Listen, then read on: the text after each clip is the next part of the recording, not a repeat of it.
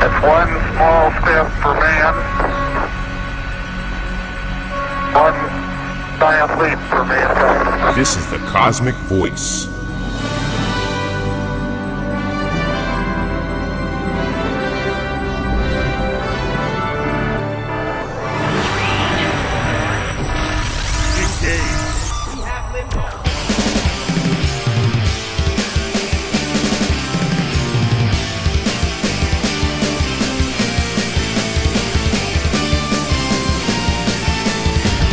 Cosmic Voice.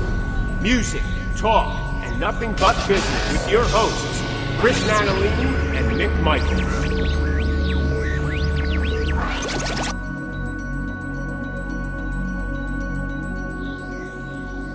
Hello, everyone, and welcome to the Cosmic Voice. This is Season 4, Episode 2. I am here with my co-host, Chris Nanolini. Hello, everybody.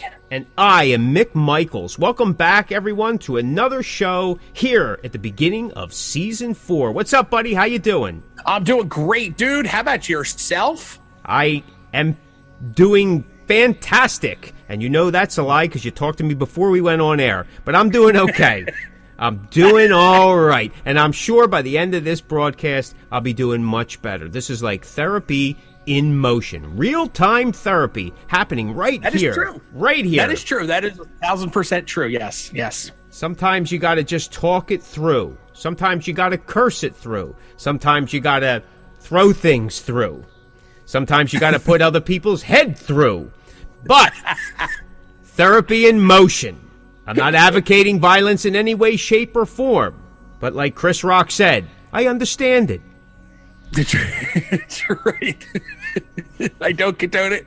I understand it. Yeah, I understand it. So, and I think even the sane and insane, they kind of, you know, there's a fine line, right? It's a really thin veil. It's very true. Very true. So what's been going on with you? Anything exciting? I mean, here we are, Season 4, already into Episode 2. No, man, you know, as this show will have aired, you know, there has been a lot more to the Spotify Joe Rogan story that has kind of come to light since you and I have done our Spotify episode. Yeah. And, you know, it's getting crazy, man. I mean, you know, it all ends up being the same censorship, but it's crazy. It's just crazy. Other than that, man, nothing really, you know, just same old, man. Just you know, just excited about Season 4 getting started, and I'm excited about that. And that's it, man. Nothing really going on, dude. Nothing at all. You know, I've been watching some movies since I don't get to the theater very often because, you know, in these nowadays they put these brand new movies out right to streaming. Unfortunately, because I'm a movie theater guy, but some of them I had missed during lockdown, so I'm trying to catch up on the big blockbusters, and I just recently saw the new Ghostbusters, which I absolutely loved. I haven't. You a Ghostbusters guy? I am a Ghostbusters guy. Haven't had a chance to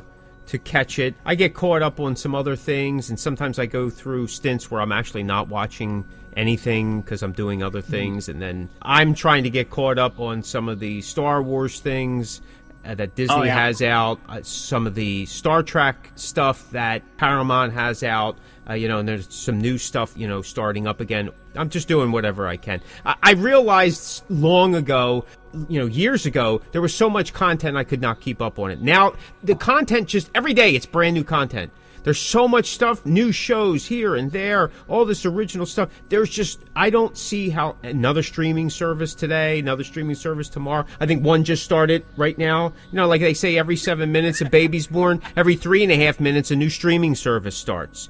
And as soon as they do, they have, you know, 25 new shows. I don't understand how they're doing it. Our country complains there's no money to be had. People aren't working and, you know, people are hungry and in the streets and they're homeless.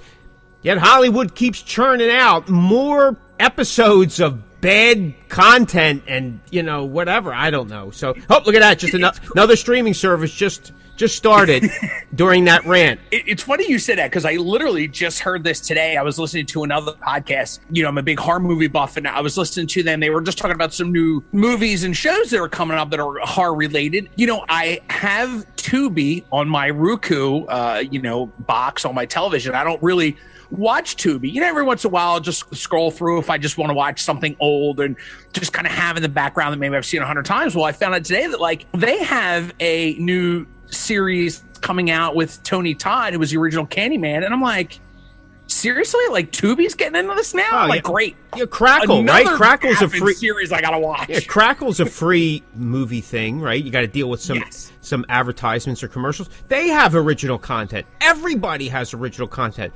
That's the way you do it. Where they're getting the money for it, I guess it's all in the sponsorship. It's just, listen, it's a phenomenal business model because it's working. And it's, it's going to implode just like everything else sooner or later. But, every year there's new writers and there's new directors and new producers. And there's always going to be people that want to spend money to be famous, right? Sound familiar? So, you know what I mean? I guess that this is a way of doing it. I mean, even on Roku, you can get, even like independent people can get some type of content on there, just with the if you have enough of a financial resource to do it. It's crazy stuff. But it is crazy. It is crazy. So I gave up years ago before all this stuff started exploding. That's like I realized I remember when I first got Netflix back when it was like $4 a month.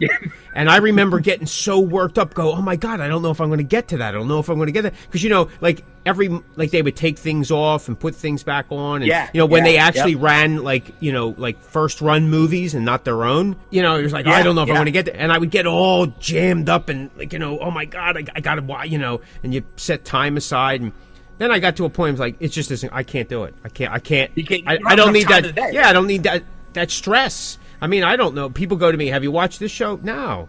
Did you watch this? When are you watching it? Is it strapped to your head while you're driving and working? Because I don't see how you could. I mean, listen, I get into binge watching and I've done it, but I haven't done it maybe 3 episodes, 4 episodes at a time. I think the most I ever did was years ago, like when I got into Supernatural a couple seasons after it started, and I was trying to get caught up so I could then watch it live. I mean, maybe I did 5 or 6 on a Saturday or something like that. But man, I found that I was exhausted after a 5 or 6 run. I mean, just worn out, man. Worn out maybe because I drank so much I had to get up and down to go to the bathroom so many times. It was like a marathon. And then you find yourself, you're eating, and it's like, oh, this isn't healthy for you. You know what I mean? I know. And you're all jammed up. So. But hey, listen, more power to them. More power to them. Absolutely. Because there is some good stuff out there for sure. I mean, I'm a Star Wars sci-fi guy, Star Trek, so I enjoy all that content for sure. How are we liking the Book of Boba Fett? Well, I'm not super excited about it. The last two episodes have totally turned that series around. Yeah, but it's still, I mean, it's like, I remember, I don't know if you remember the show The Cape years ago, Absolutely. NBC. Yeah, the problem with The Cape was the Cape wasn't in it all the time. After a while, he wasn't putting the cape on anymore. So it's kind of like having a Batman movie without Batman. Didn't they try that too? Anyway, my point is the Book of Boba Fett would be better if it had Boba Fett in it. You want to keep those episodes, and I'm not trying to create spoilers for those that haven't watched it yet, and I haven't seen the last episode, so, but... You haven't seen the last episode? I am so glad I didn't say what I was going to say. I'm so glad you said that. So, how have you not, dude? The last episode is unbelievable. All right. Well, tonight, you need to watch it. You need to put 40 minutes aside when we get done and watch the Book of Boba Fett. Well, I'll let you know. But I think, listen, the backstory thing was great, but I think they could have consolidated into 2 episodes. And really, I wanted to see the Boba Fett that we seen in The Mandalorian, where he was handing everyone their ASS. I agree. That part of it, I totally agree. He needs to be more. They're kind of downplaying him as a nice guy, and I want to see him be a badass. Yeah, and no offense to the actor or whatever, I think they could have beefed him up in terms of muscle. I mean, hey, you knew it was coming. Put him on a program. Let's lean him down a little bit. I know he's supposed to be older. I get it, but this is supposed to be fantasy, sci-fi.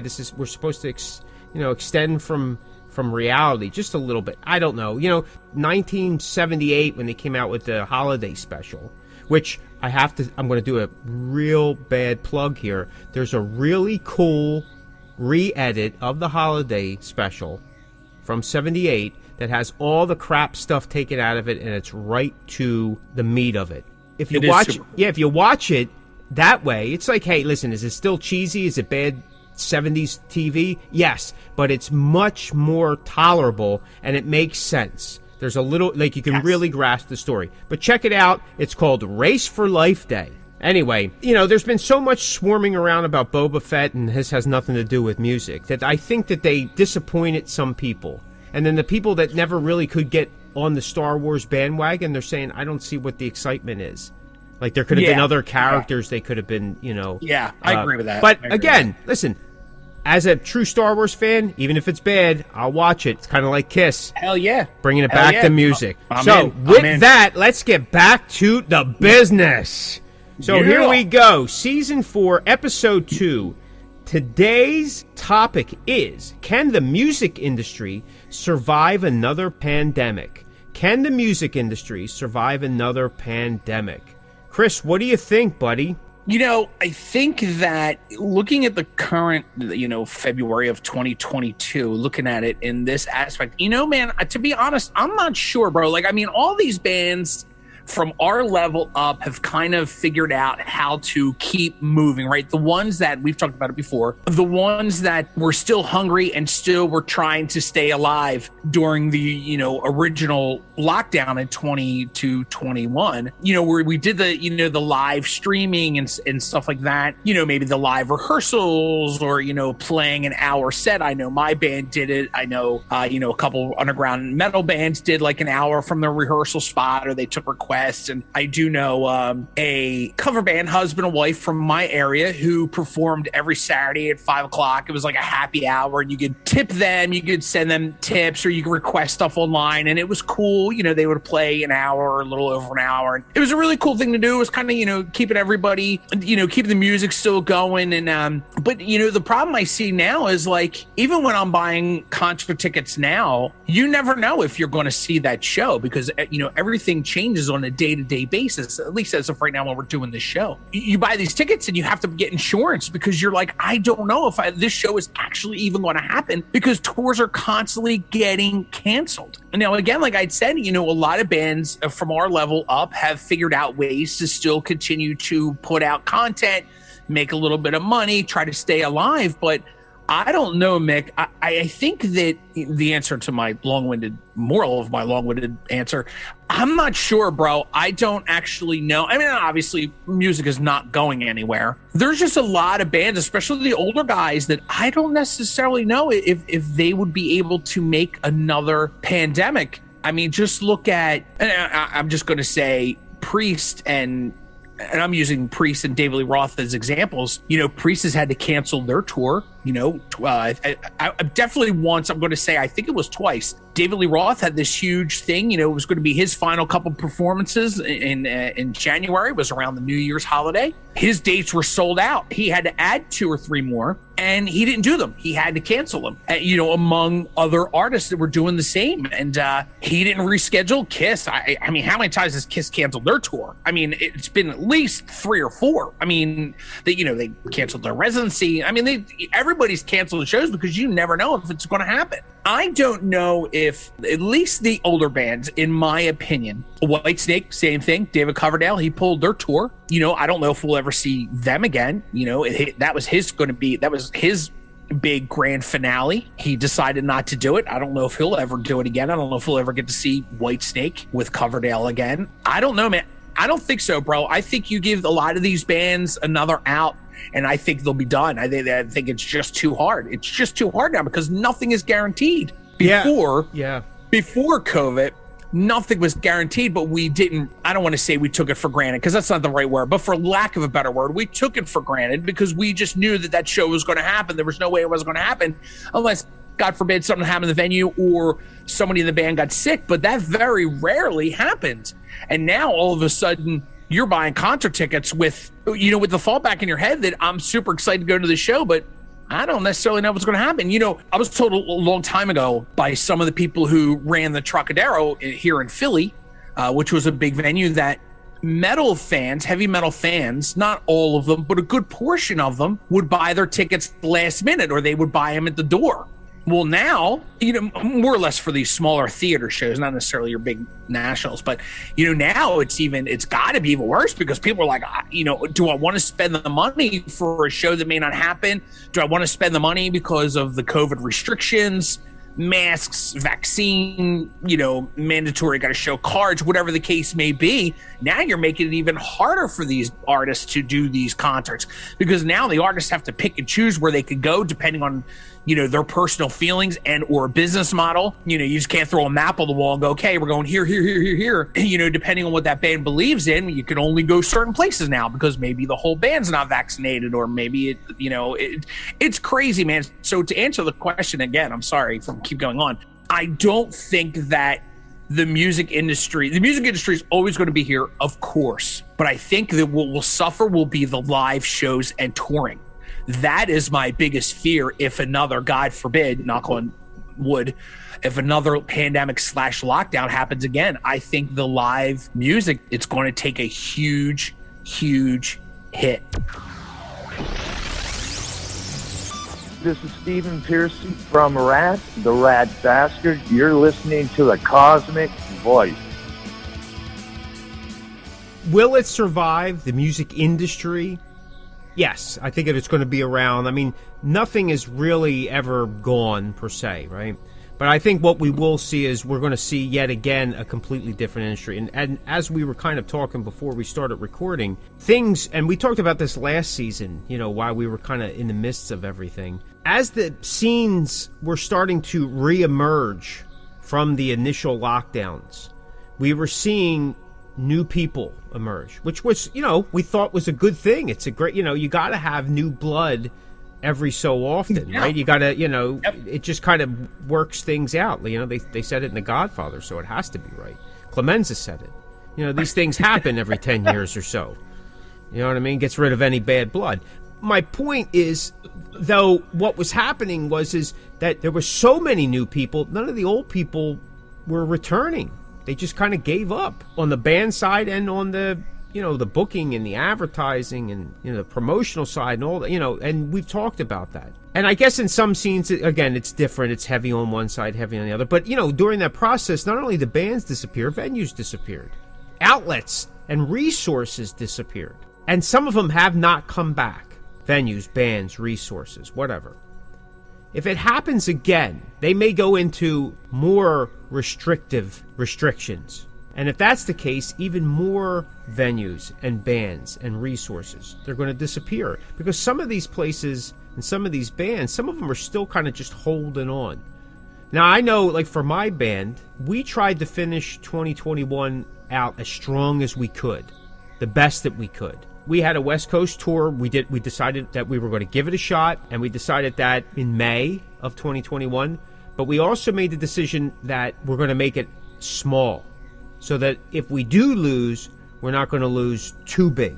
We can cover our bets the best way we can, right? So we were going to get out there, do it, but we were going to try to do it in a more controlled bubble. Thankfully, it went off well, but there were some shows along the way during that, you know, once the gates started opening, that they didn't happen. Things were canned out. And, you know, we even did a show where all the bands were out except for us because of COVID. And the venue was like, you know, this is like the last 8 weeks, this has been the norm. Every week, there's bands dropping. Now, we had mentioned this before. Eddie Trunk talked about it. A lot of other people are starting to talk about it, you know, because people are getting their voice back in a way. That the COVID thing has also become an easy out for a lot of people. Because how are you going to argue that? You know what I mean? Right. It's very difficult to say. You know what I mean? You can't. That's a point you almost can't. Or it's not even worth arguing because we can't prove it in some regards. You know, because then everybody's going to talk. Well, it's the safety of this and that, and I get it. And Eddie Trunk brought it up that he's becoming an easy out. And some of these guys, like you were saying, metalheads, hard rock fans are waiting till the day of the show to buy the ticket. That means all the pre-sales are showing soft sales. And some of the bands, they're like, hey, we're going to just pull the plug. We're not hitting the number we want. And they don't know that. They could if they just remained with it and see if people come in. But then the flip side of that is now, especially now in 2022, a lot of the big cities have kind of locked down that you have to be vaccinated. They don't even, some of the places, it's not even, they don't even want a negative test. You just have to be vaccinated. Yeah. So they're not even giving you that option. And I've been to a couple of the bigger shows. I got to see Judas Priest before they had to shut down due to Richie's condition. There wasn't as many people there as I thought. And we talked about this last season. And then they made it hard for people because they let you know 5 days ahead that you needed to either be vaccinated or show proof of negative. And people were just kind of like running crazy. Nowhere did they let people know that they were going to give free tests on the spot that day at the show, all around the entrances. We didn't even know that until we got there and seen it. So there were a lot of empty seats, right? One lady we talked to, sitting in the same row, not only did she spend the $80 for the ticket, she also spent, it was like $135 to get like a overnight test, not knowing that it was, it was available for free at the show. It's just crazy.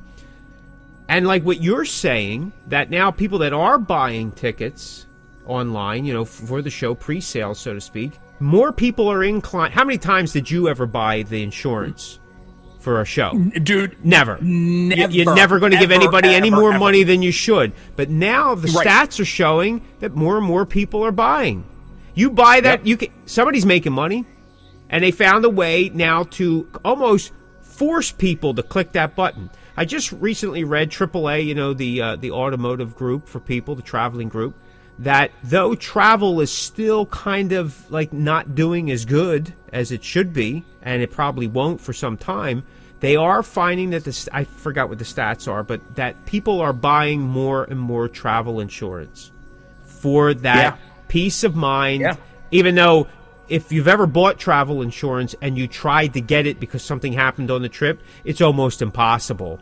That you got to, the moon has to be in a certain view in the sky, and the wind's got to be blowing, and you got to make sure your tongue's at the roof of your mouth and your one big toe is up in the air all at the same time while you're eating soup on a manhole cover, right? It's kind of like that weird thing, and then we'll consider your request to get the money back. That I just paid to cover this if it doesn't happen. But we are finding that. I mean, flights are still being canceled. You know what I mean? The trips are being canceled. Hotels. I know, like, if you've been down to D.C., you can't go to any restaurant. At least this is the mandate within the district. You can't go to any restaurant. You can't stay in any hotel. You can't go to any gym, any public place, movie theater or the like, without proof of vaccination. Not a proof of a negative test, proof of vaccination. So that makes it harder and harder. Like, there are some fans that, say your favorite band is on the East Coast and you have access to several cities in a couple hour drive, you'll get people that will buy those tickets and go see that band, 4 or 5 times. That's not necessarily happening now. It's not the case. So you're not sure. Like this year, is that Motley Crue and Def Leppard and Poison, is it really going to happen? I don't know. Yeah, I don't know. Mick, I don't mean to interrupt you. I just want to go back to something you said real quick, and I want to make sure that you and I are on the same page. You had mentioned about Eddie Trunk. If I remember his conversation correctly, he was talking about the VIPs, right? Like it gives the bands the excuses to get out of the VIPs. Yep. That's what he started saying. He claims a lot of the bands don't like to do them. I'm not here to say yay or nay to that. I don't know that for a fact, but it does. The artists do make more money because that VIP goes to them. But now and that's what he said. He claims that more artists aren't doing it, and that is their excuse, right? COVID. Is that what it was? The VIPs, well, right? yeah, that it started there, and then it got into soft ticket sales, and this it's an easy out. But you're absolutely right. It did start out with the VIPs, and again, when he talked about that, or when that was the concern, we were kind of in the midst of everything, so I get it. Yeah, you know what I mean, for the bands that did do it, and I guess it could be a little, like, for some of these aging artists, maybe it is a little rattling for them. Like, it takes a lot. Like, you just got done, either if they're doing the VIP after, or they need time to kind of gear up, and they got to spend 2 hours with a VIP routine, before. So I don't know. You know what I mean? Yeah. Maybe, I don't know, maybe that option is like, the band rotates. So not the same person is doing it every time. But then, you're always going to disappoint some fan. But listen, I guess that's a terrible problem to have. People want to come see you and pay to see you twice. Right. Pay to talk to you. Yeah, pay to talk to you. Boy, that's, God, I don't know. It's, what a horrible life. Hey, I got this 50-pound box here, and then in the back of the truck, I got another 150. Can you help me unload them? Or would you like to go talk to that line of people and get paid $500 per person? You decide. I don't know. You know what I mean? I could fix a lot of my problems just talking to that line. So you are listening to the Cosmic Voice with your hosts Chris Natalini and Mick Michaels. It's definitely going to be different if, God forbid we do get into another one. And there's been talks. People are saying, that even now as we're, I recently heard something on our local news radio station here on the AM that they were going to downgrade the pandemic by March. So that a lot of the restrictions were going to start going away. The mask mandate was maybe going to be pulled, and it was going to be more of a individual choice. However, you have some other people that are still waving the flag that another lockdown's coming, and, the numbers are still going up. And again, I don't know anything about really any of that. I'm not a scientist, though, if you need somebody to play one on TV, I could probably do that too. But my point is, you were saying early on, we just don't know, and it makes it very difficult to plan. And I think where it's difficult for most people to plan, besides the fans planning, hey, listen, the show, am I going to do the show? Am I not going to do the show? In terms of buying the tickets. Well, that's one thing, right? That's a small investment of time, maybe wait, they got to be patient, see whatever the case may be. And the larger bands, well, the acts and all, they're still going to have that fan base. So if Motley Crue pushes it off another year, besides them being another year older, and a few of them being a couple more pounds heavier, maybe that's their struggle. But they're still going to have a majority of those fans still come out to see them. Yeah. However, it's the other bands, the smaller bands, the independent bands, the ones that we talk about all the time. It is so hard to determine what you really are going to do because things are up in the air. Do I play shows? And if I do I run the risk of people not coming because of city restrictions, town restrictions? Now, listen, I was fortunate enough to get around last year and play some shows, and I found that some of the venues that were further away from the city, though there may have been restrictions that were talked about, they were less enforced. Because, again, it becomes a matter of survival, and that means it's a matter of money. Are they generating enough income to keep what they want to do up? And this is where the bands are we, we can go back to that Spotify argument.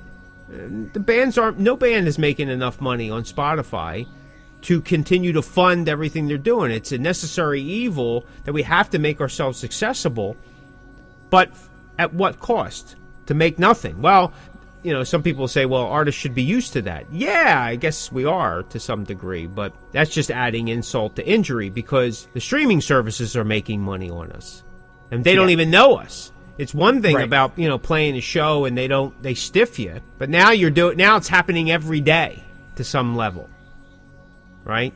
And that's kind of a bummer. And there's no end in sight to that, especially if we go into another lockdown and people cannot get out and tour and sell merch. So as we talked about before, when things started opening up last year, there was a lot of bands that just didn't come back for a lot of reasons. And you've seen posts that, hey, listen, we gave it a shot, and, after a year and a half of not really being able to get this going or that going, or we lost this person or that person, people lose that momentum, and it's, that's understandable. If it happens again, I think, things are going to keep diminishing.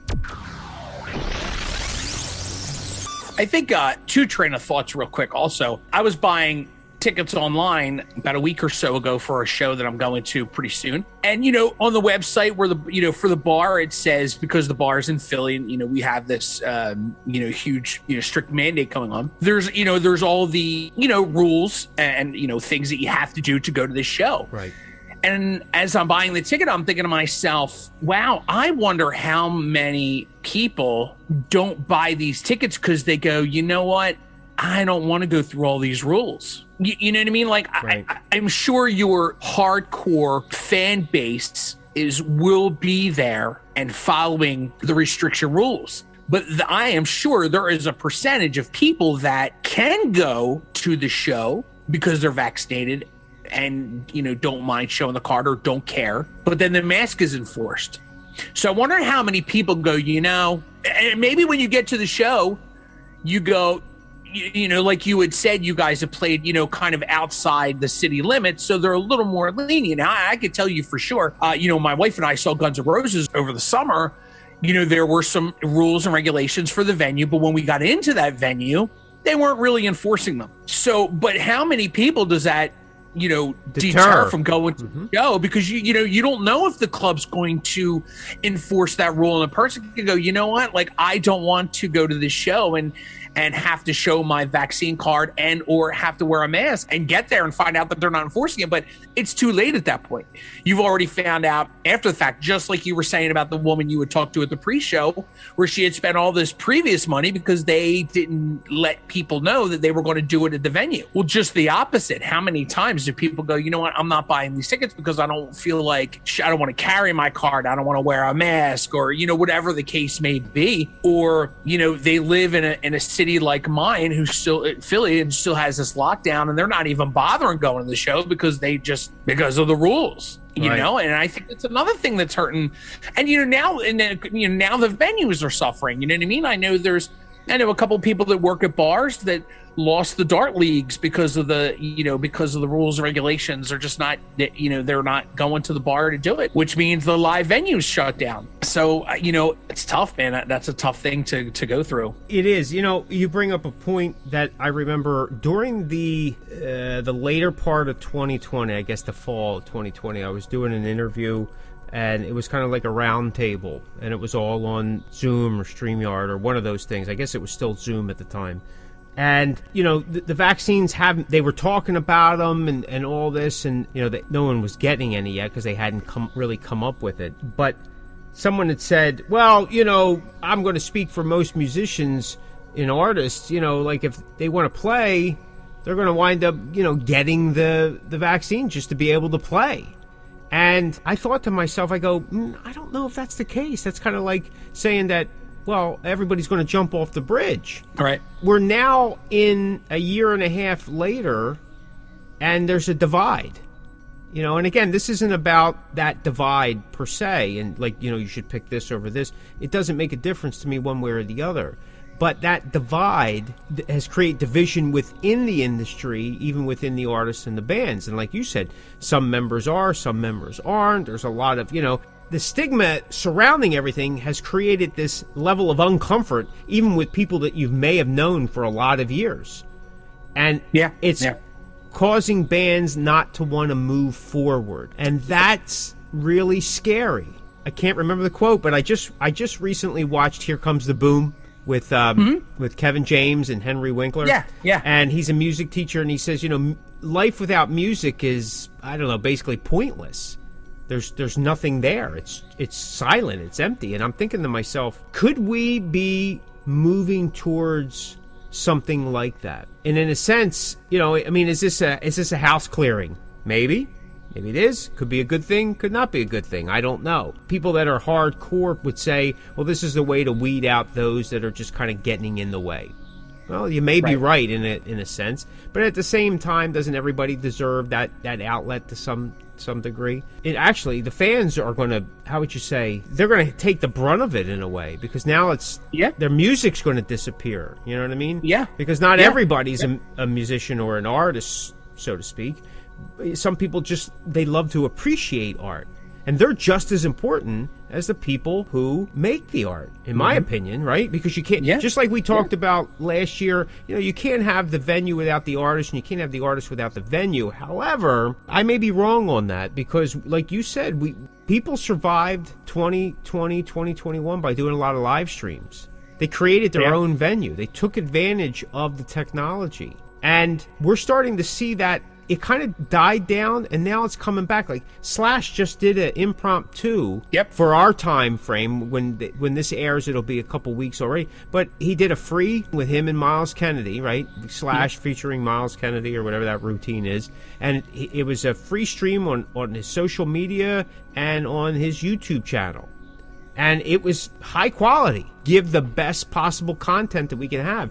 And really, I mean, for Slash, offering a free thing, you know what? You're going to get people that are going to then buy stuff from him. Or maybe, I didn't watch the whole thing, but maybe at the end he had some kind of merchandise deals. I don't know. I'm sure of it. It's just going to generate people to his website, back catalog stuff, merch sales, stuff like that. Again, why?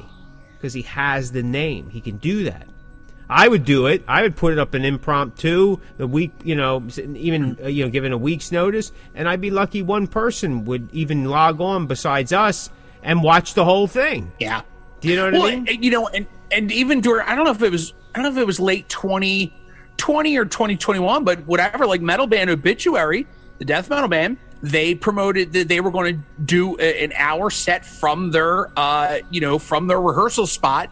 They played all these old songs, like they asked fans what they wanted to hear, and then they sold merch. They printed up shirts, and you could pay a price. It was like a pay-per-view kind of thing. You paid this one price, and you got a shirt, maybe a ticket stub, a fake ticket stub, but they made money off it. I mean, that's a great idea. You didn't even have to leave your house.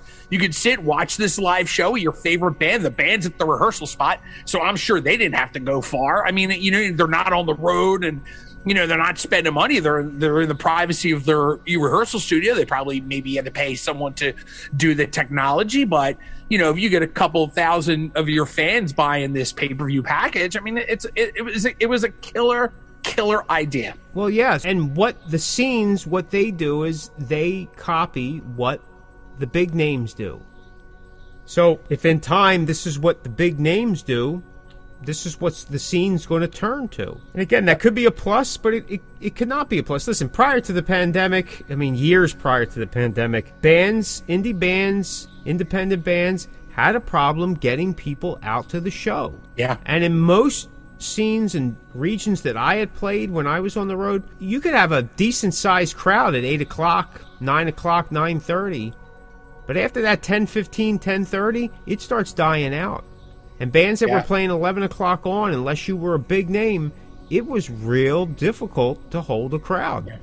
And you roll up and you're like, hey, this is, I'm happy with this. This is a real good, intimate, packed setting. And then you went on a little later slot and you're like, no, it's not. And not only does that kind of deflate the excitement, at the end of the night, it hurts the pocket because the venue goes, well, you didn't draw enough people, or there wasn't really nobody here drinking at the bar. So already the pay has been, it's like they almost kind of factor that in, and that hurts the band directly. The other way that it hurts the band directly is there's not enough people to try to sell merch. Now, I know one of those models is like, well, you need 10 people to buy merch rather than, and not worry about the 100, so to speak, right? Because you could make a lot of money just with a fewer people, depending on how you sell. I get that. I understand that wholeheartedly. You know what I mean? But if you don't have the people coming over, if there's nobody in the venue, then no model works, in my opinion. Right? Yeah. So now you're kind of getting the end on both ends. And that's, so then bands will go, well, what's the point of going out? And now what I'm starting to see is you're starting to see more bands, and you talked about this too, not in this show, but in other shows. You're starting to see bands play the same place again and again. They're only playing, they're not going anywhere. Yeah. You know what I mean? So you're not getting bands that are going out of the region and you know, kind of taking the scene and expanding it. And like you said, you don't know. It's very difficult to book. A lot of these venues are staying with so many bands, and that's it. They don't want to bring outsiders in. You know, they're afraid that they're just not going to draw, or they're not going to have the numbers, or they're bringing in, you know, is that going to deter people from, oh, here's a band that we don't know? And like you said, do we have to wear masks? It just becomes more and more inconvenient for everybody. Yep. So hence why streaming services are so easy for people.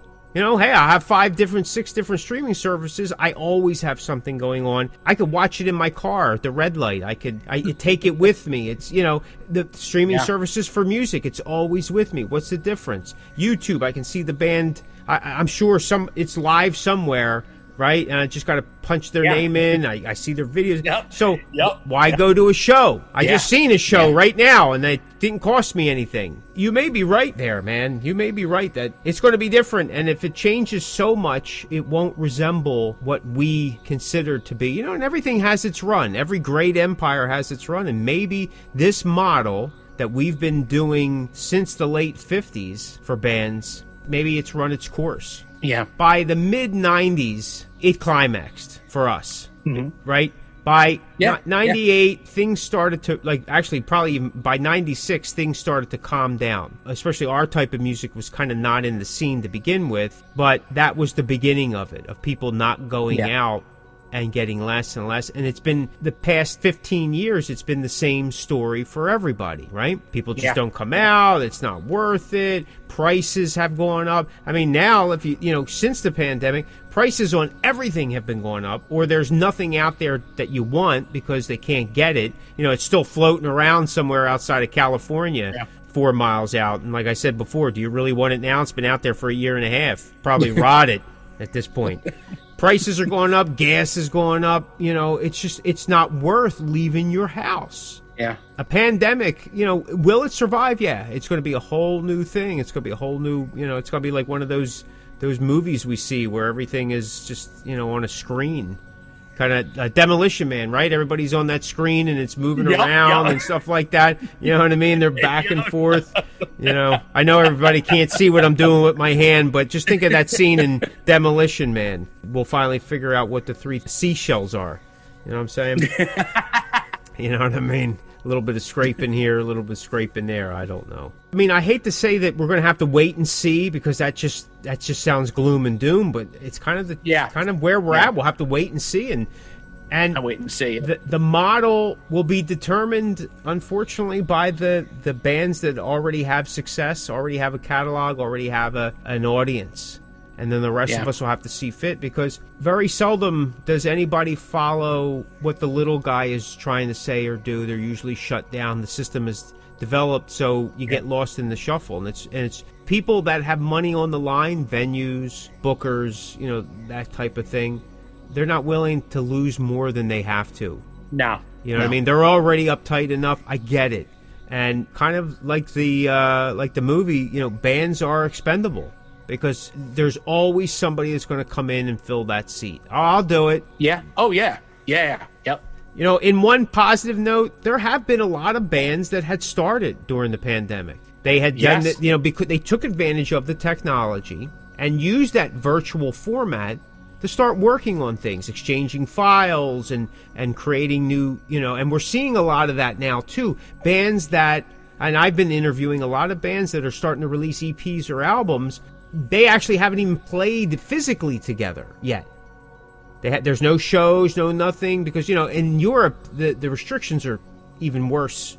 Even worse. Yeah, there's like nothing really happening there. And the virtual thing is still very popular there. Where here, you know, since we opened up in April, May of last year, you've gotten a lot more bands starting to, you know, to kind of try to get back to some kind of normalcy. You know what I mean? And the bands that did it early on, like Faster Pussycat, like once those doors opened in April, they went back out on tour. They saw in my opinion, because I played one of their shows and I was at a couple of the other ones, the crowds were coming out because they were already a year and something in lockdown, so they were excited. So those shows were packed. Yeah, they were packed. People were excited. Things were happening. But by September, when this variant's coming in and they're starting to hammer people with negative press and putting the fear of God, you got to be this, you got to be that, whatever the case may be. Like you said, it deters people. You put enough restrictions, people are going to go, it just isn't worth it. I'm going to sit home. It's not worth it. Going to sit home. It's kind of like when you're young and you can't wait to get to the bar, and your first couple of years, you do it in college, first couple, and then you realize in your late 20s, you're like, you know what? I could buy a case. It's a lot cheaper, and just sit at home and enjoy it. I don't have to worry about driving. I don't have to worry about, I could just sit here, fall asleep, wake up, drink another one, fall asleep. And that's kind of where we may be going. I don't know. Yeah, I don't know, man. I mean, we'll hopefully not, because I love live music. I do love to go to shows, and I love to go to big shows. It's it's a cool night out. So hopefully, hopefully we'll see what the future brings. Yeah, for an independent band like what I'm involved in, playing out live is like the lifeline for us. Yeah, you know what I mean. Like we make a lot of just like we make the contact. We can sell some merch. We learn a lot about ourselves, what the fans, what the audience really wants to hear, and we can tweak things. And like you said, there's an energy that's transferred between us and the people watching, and a lot can be, and it's positive. It's a positive thing, And if you take that away, that positivity is part of the creativity. And, so I'm hoping that we don't. I'm hoping that we are moving into the right direction, that they are going to pull some more of the restrictions, that they're going to downgrade the pandemic to whatever the next thing is. And we'll see, as spring starts coming, as they say, we'll start seeing some new buds happening. And I think it'd be a positive. So we have to remain positive. But like you were saying early on, bands just need to, if you want to do it and you're passionate about it, you'll come up with a way, do whatever you have to do. If more writing, releasing, posting on your social media, whatever. Take advantage of whatever the outlets are to keep yourself as relevant, or at least in the eye of the audience. And if that audience is 2 people, then it's 2 people. If it's more than that, more power to you, man. Congrats. Yep. Anything else you want to add, buddy? Because I thought I seen you falling off asleep. I know you older guys, it's sometimes tough. No, not at all. Not at all. No, man, I'm good. I pretty much said everything that I wanted to say. Well, all right then. If you like that, check out some of our other episodes at www.thecosmickvoice.com. Step into the Cosmickverse. You'll never know what you'll find. Thanks, everyone, for listening. This is the Cosmick Voice. Be sure to check us out at thecosmickvoice.com. Like and follow us on Facebook at The Cosmick Voice.